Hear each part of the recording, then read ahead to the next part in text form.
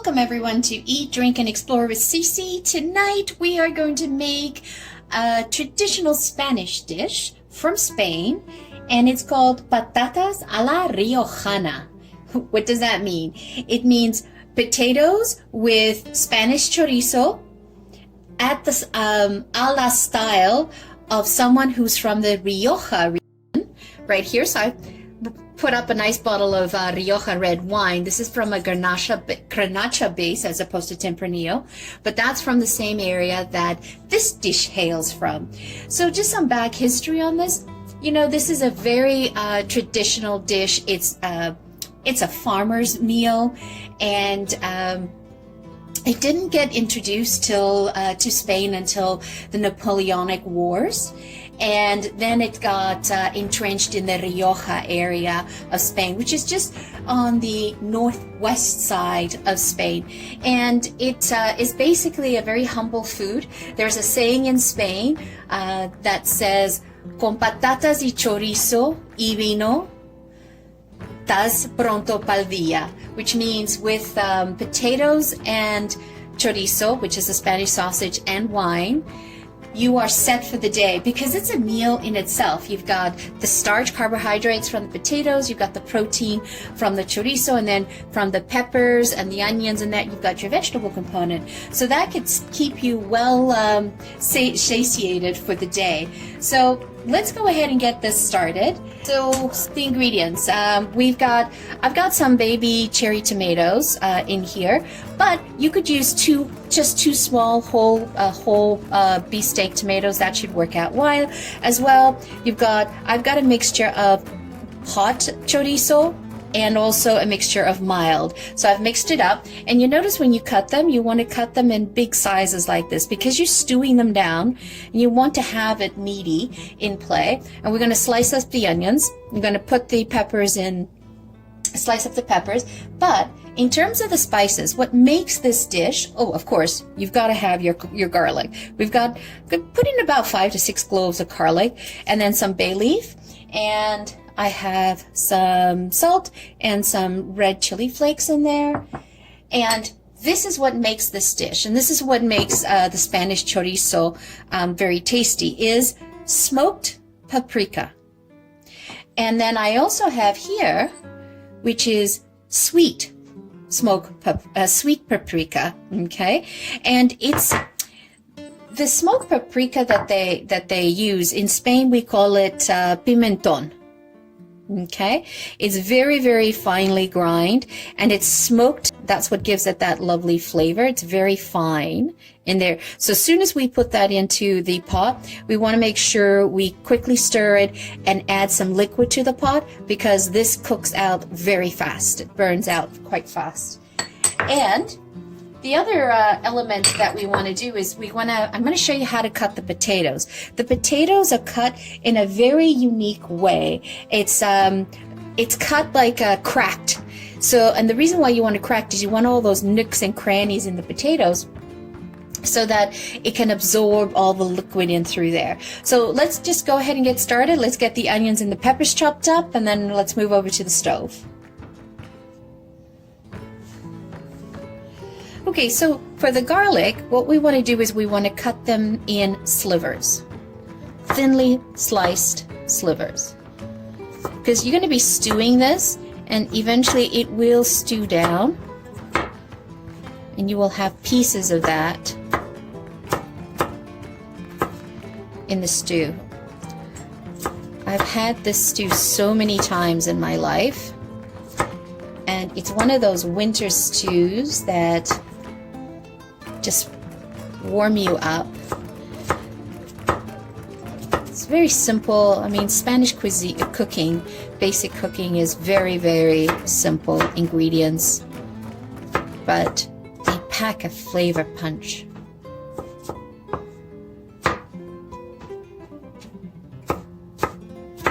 And my love for cooking, I would say I probably got it from my mother. My mother does like to cook and bake, and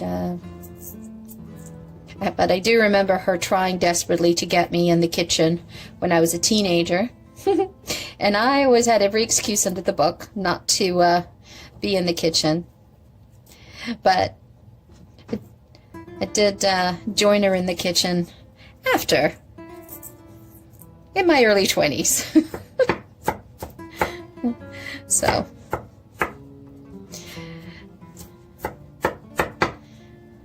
all right, so that should be good. That should be good for us. And now let's get the onions going. Now, in terms of the onions, what we want is we want to literally just thinly slice in here. And this recipe, I mean, is there how much you put into one pot or another is totally up to you. It's whatever you have available technically in the kitchen, if you think about it, right? So I'm going to put in 2 onions. We love onions, so it'll render down nicely in the sauce with the peppers as well. So just in there. All right.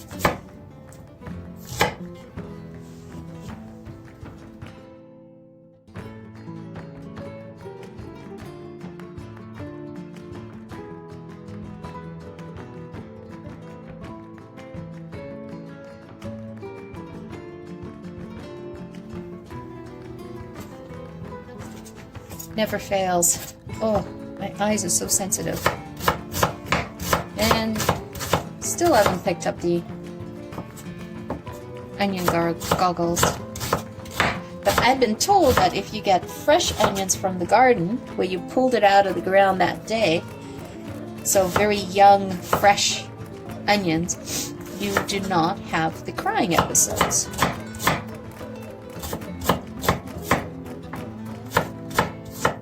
Awesome. Okay, so let's get this started. So what we're going to do is we're going to go over to the stove and we're going to get the onions started, the garlic, the onions first with the olive oil, and then we're going to throw in the peppers, and then we're going to throw in the chorizo, and then we'll put the garlic in after, because we don't want to burn the garlic.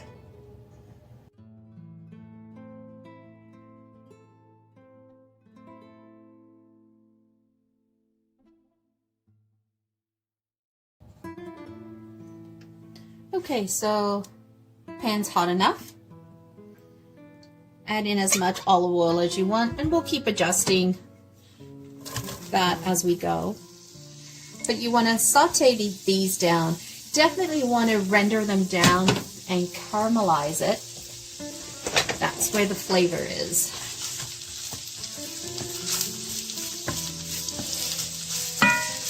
Let that go. And it does look like a lot of onion now, but once it all cooks down and caramelizes, it renders almost down to nothing. And to help this along, I'm gonna sprinkle some salt. Remember, cooking's all about layers, and season as you go.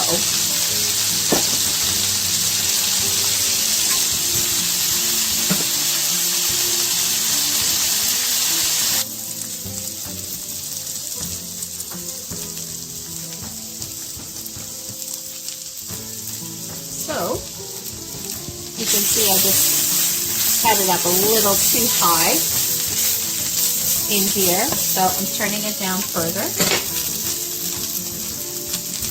And what we're going to do now is we're just going to cook the chorizo.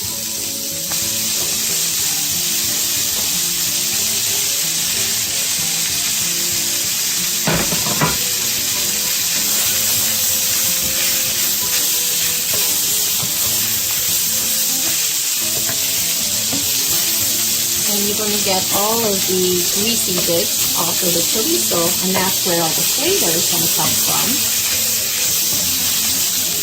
Let it all incorporate.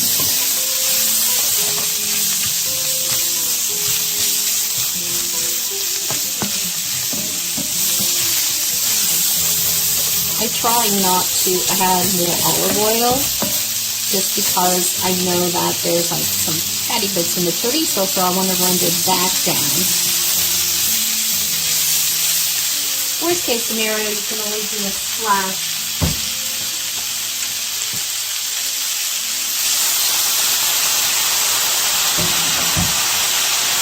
Just so that you can get the stuff off the bottom of the pot until the chorizo gets going.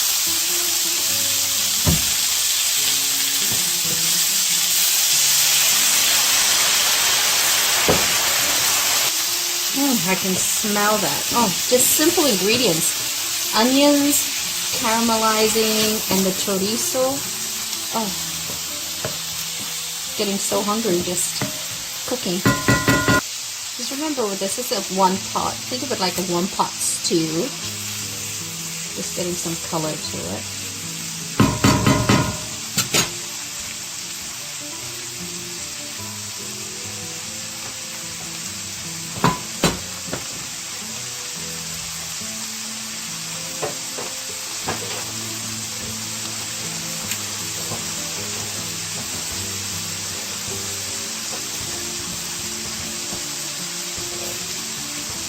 Don't be afraid to grab the bits off the bottom of the pot. Remember, that's all flavor down there.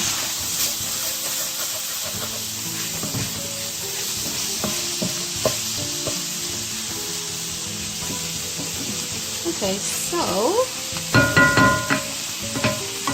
and I add in the pepper.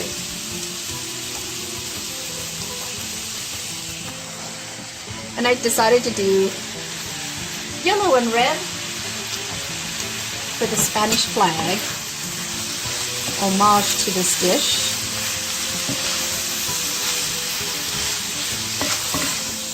And you just kind of want to do big chunks, because they'll eventually get nice and soft and stewed. So all these ingredients that you see here are what the peasants, the farmers, would have in the house, in the pantry. You'd always have the chorizo, because you would do a chorizo. You would kill a pig every year, and then you would use all its body parts to make all the different dishes and make the chorizo, and they would have that hanging, somewhere in the house. And then they would have a garden where they would plant the peppers and the onions as well. So in half an hour, you can have a really tasty dish.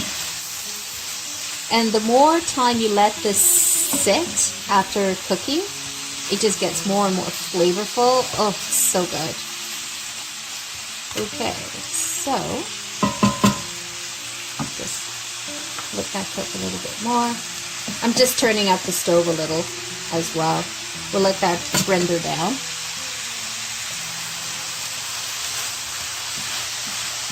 As you can see, it's stewing down. So what we're going to do now is we're going to throw in the bay leaf.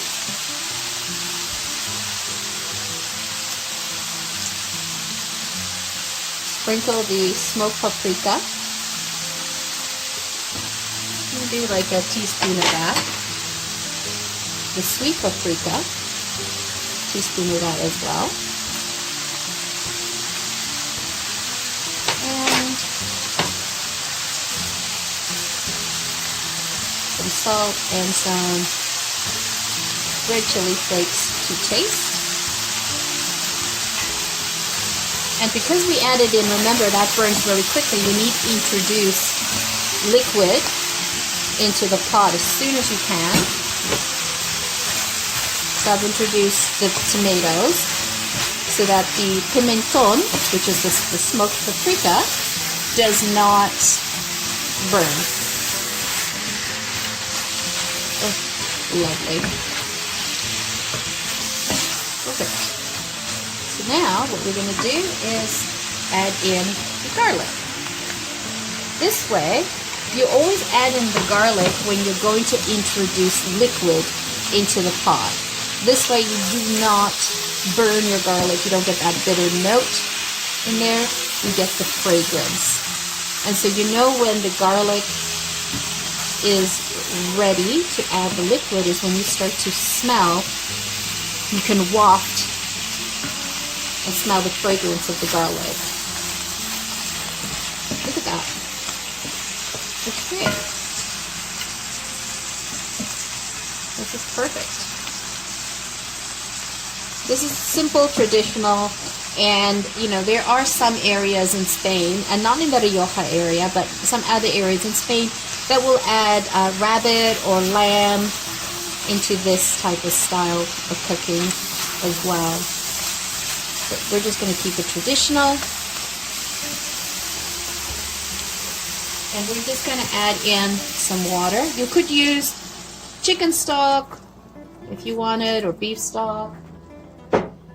I personally use the traditional way, which is the water, because all of that is going to cook the potatoes. We're going to add a lot more water, but I want everything to start to infuse now. And just let that go. So I'm going to bring over the potatoes and show you how we're going to cut those. Okay, so we're going to do the potatoes. So I just wanted to show you, this is what you do not want to do, which basically is just cut them and quarter them, okay? What we want to do is we want to sort of crack them. So you want to take them and crack them like that. So just, you're trying to create some nooks and crannies in there, so pull towards you. So it's almost like, think of it like you're tearing the potato. You want them to be uneven. You want them to just all be like gnarly looking, because they will capture the sauce, and they will also, that process will also help you thicken. If it's too liquidy, you can use the potato to help thicken it for you. Let's try to crack this one. So how many potatoes do you use? It's up to you, whatever you have. I'm using like yellow flesh potatoes, and I've got about six medium size ones. So you can see that kind of want to crack them towards yourself.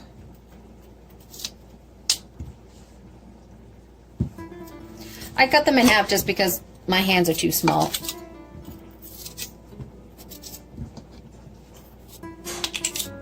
Just super flavorful. Okay, so I'm going to take you over to the stove and I'll show you how I'm adding them in. Okay, so you see I've got them all like cracked up in here. I'm going to add them to the pot. Okay, so you can see it's been going for a while in here. So we're going to add the potatoes. So make sure you pour it away from you. And we're just going to stir this around, and then we're going to top it up with some water. And then just lower the stove down and simmer it for about 20 minutes until the potatoes are fork tender. So simple to make. And you can serve this with a nice crusty loaf of bread and a nice glass of the Rioja red wine. I'm a happy camper. Perfect. So now you can adjust your seasonings. So I'm just going to taste the broth. A little bit more sweet paprika. And smoked paprika as well. Oh, I'm just going to add in the full tablespoon in there. I love flavor. And add in your salt, definitely need salt. A little bit of the red pepper flakes. You're going to top up your pan with water. As much as, the idea is to just cover try to get your potatoes all covered, because it'll render down. Stick that in there. And in Spain, we use a lot of thyme. It looks like a lot, but this is a big pot. And when we turn it, it'll all incorporate into the liquid. So that's it. So we're going to leave this on here on a medium to low. I would say medium, which is 5 to 4, and just let it stew down. And we'll come to it when it's ready.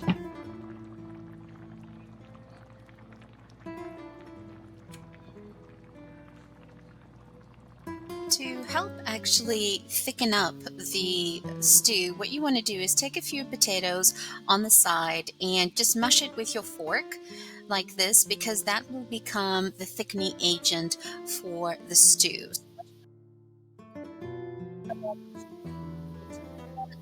And then stir it, and then that will start to thicken it. We'll get the liquid and just absorb, and it'll start to thicken it as well. It's another way of doing it as opposed to using a cornstarch slurry.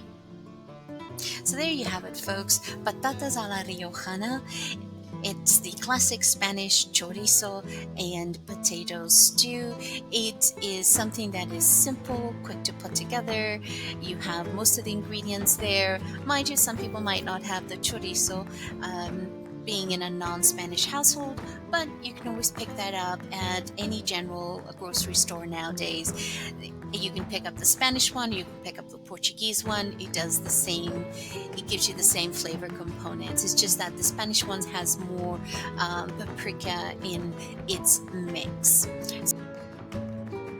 So this is the dish that I am cooking to follow along with the Formula One 2024 circuit, which I'm so excited. It is in Spain this year, and it is at the circuit of Barcelona in Catalonia, and it's going to be super exciting to see this year. I mean, who won last year? We have of course Max Verstappen, who won, but we had the two Mercedes flanking him.